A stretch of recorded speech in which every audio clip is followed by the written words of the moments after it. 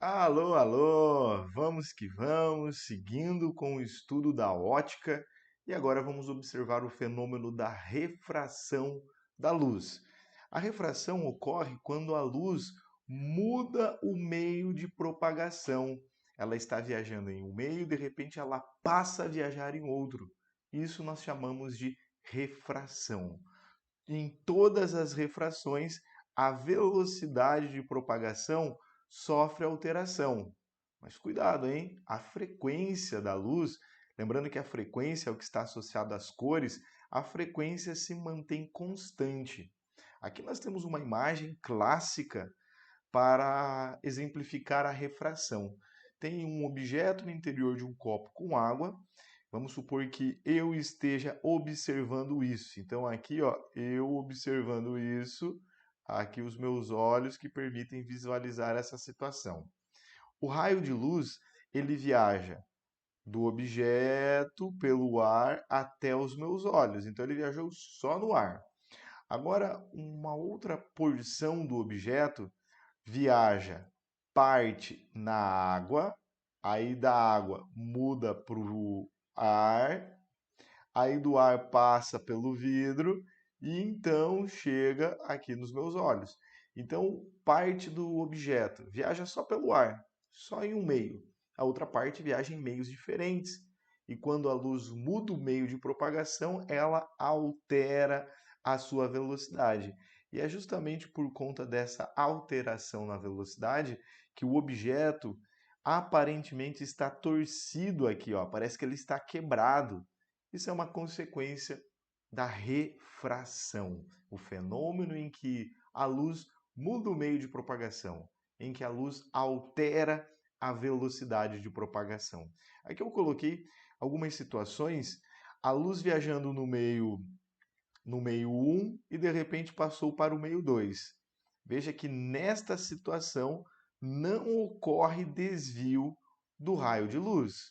Então, algumas questões até dizem assim, ó, toda refração é acompanhada de um desvio. Não.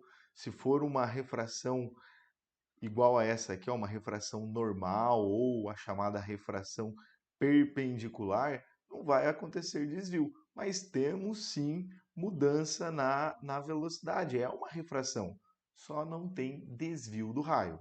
Agora, nessa outra situação, a luz, o raio, ele vem do meio 1 para o meio 2, ocorre mudança na velocidade de propagação e ocorre também um desvio. Então fique esperto, que a refração é a mudança na velocidade devido à mudança de meio. Não é necessariamente um desvio. Pode acontecer o desvio, mas também pode não acontecer o desvio, caso a incidência seja uma incidência perpendicular. Já que a velocidade sofre alteração aqui na refração, nós temos que conhecer a grandeza índice de refração. E começamos com o índice de refração absoluto. O índice de refração é uma grandeza adimensional, não vai ter unidades. O índice de refração relaciona a velocidade da luz em um determinado meio com a maior velocidade da luz, que é a velocidade da luz no vácuo.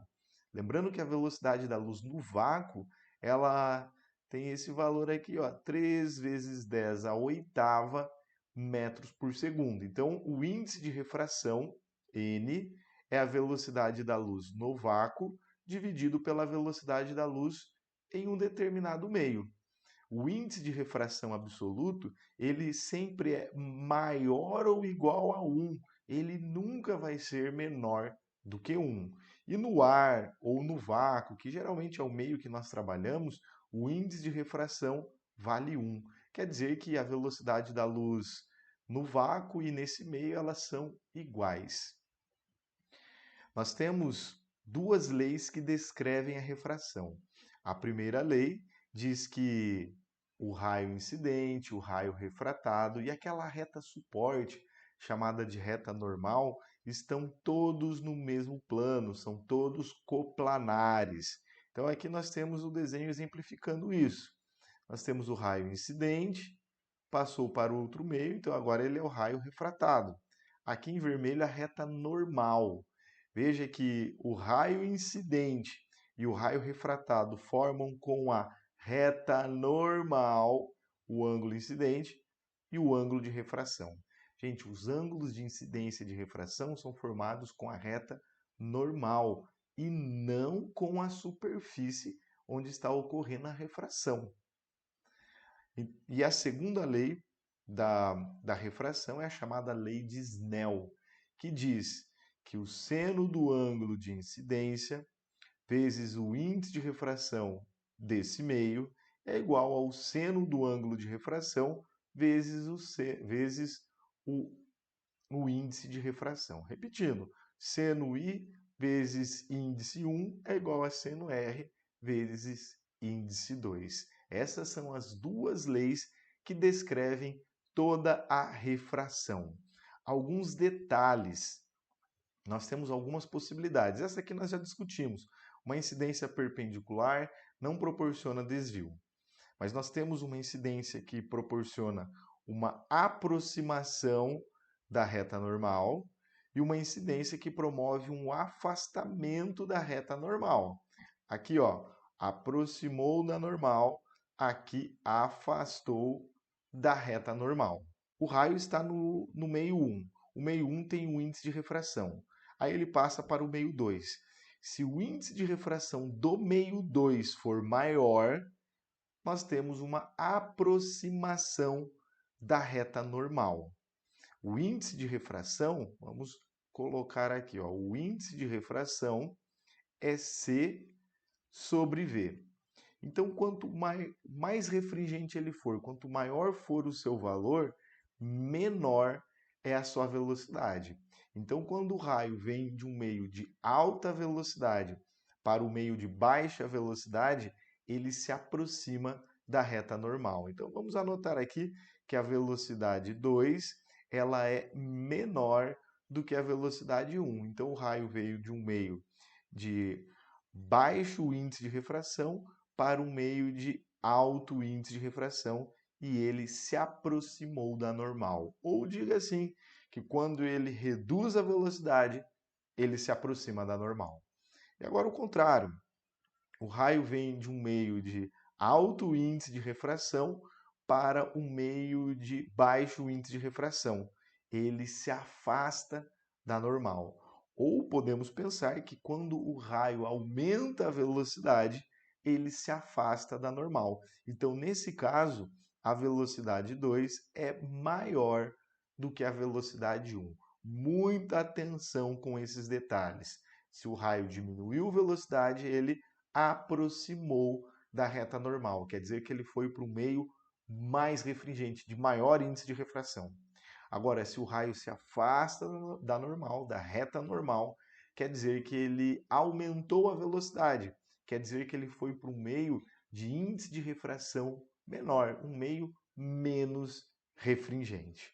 Com esses detalhes, podemos conhecer a reflexão total, o fenômeno da reflexão total. Ué, professor, mas não estamos estudando a refração? Estamos. Só que um caso particular da refração promove reflexão, e isso nós chamamos de reflexão total. Aqui ó, nós temos o meio 1 e o meio 2.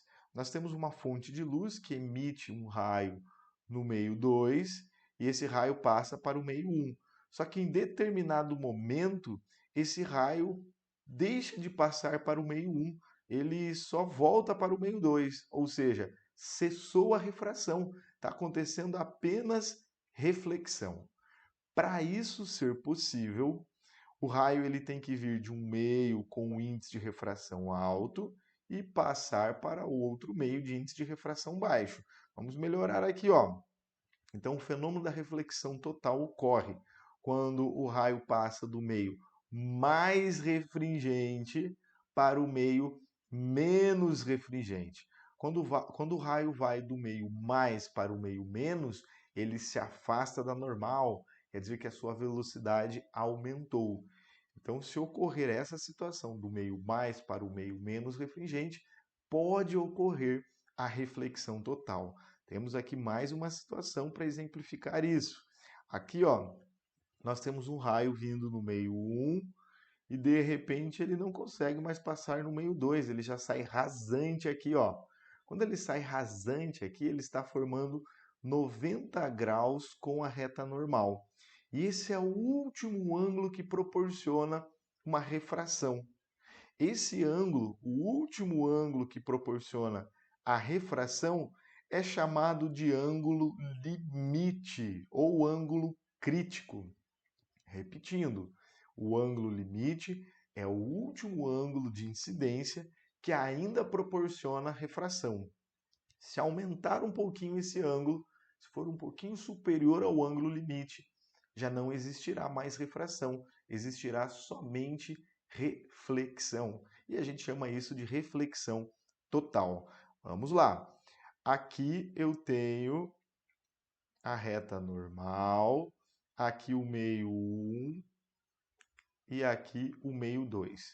Então o raio de luz ele vem do meio mais para o meio menos. Então ele se afasta da reta normal. O raio se afasta da reta normal. E o ângulo que ele incidiu aqui, ó, eu vou chamar de ângulo I. E aqui o ângulo de refração. Se você aumentar esse ângulo I, o ângulo de incidência, pode ocorrer isso aqui, ó. Pode ocorrer isso aqui. Vamos anotar aqui o meio 1, aqui o meio 2, a reta normal. Então o raio veio, o ângulo de incidência aumentou um pouquinho, e agora o ângulo de refração, ele forma 90 graus, ele sai rasante à superfície. Esse ângulo de incidência é o ângulo limite, é o último ângulo que proporciona uma refração. Se você aumentar, deixa eu espremer aqui ó, no desenhozinho, continuando com o meio 1, meio 2, aqui a reta normal. Se você aumenta o ângulo de incidência superior ao ângulo limite, não temos mais refração, temos apenas reflexão. E isso chamamos de reflexão total. Então esse ângulo de incidência, ele foi maior do que o ângulo limite. Reflexão total é um caso particular da refração e para que possa ocorrer reflexão total, o raio tem que vir do meio mais refringente, de maior índice de refração, para o meio de menor índice de refração. E o ângulo de incidência tem que ser superior ao ângulo limite. Para calcular o ângulo limite, nós podemos usar essa relação aqui, ó. O seno do ângulo limite é o índice de refração menor dividido pelo índice de refração maior. Assim podemos obter o seno do ângulo limite. Essa equação ela deriva lá da lei de Snell, então não temos nenhuma novidade aqui. Uma das aplicações para a reflexão total vem com as fibras ópticas. A fibra óptica é um dos meios mais vantajosos para a transmissão de dados. De repente você tem uma internet aí muito rápida, uma banda larga muito rápida e ela usa a fibra óptica. A fibra óptica ela transmite os dados se beneficiando da reflexão total. Então a informação via onda eletromagnética incide aqui, aí ela bate, reflete, reflete, reflete, reflete e vai embora. Ah, então a fibra óptica é um espelho. Não, ela se comporta como um espelho devido à reflexão total. A fibra óptica ela tem um núcleo e ela tem um revestimento. Lembra que o raio tem que ir do meio mais para o meio menos refringente. Então, se o raio está aqui no interior da fibra, o índice da fibra tem que ser maior do que o índice do revestimento, do que o índice da casca desse material. Começamos a refração, são muitos os detalhes, então a aula continua com a resolução de exercícios.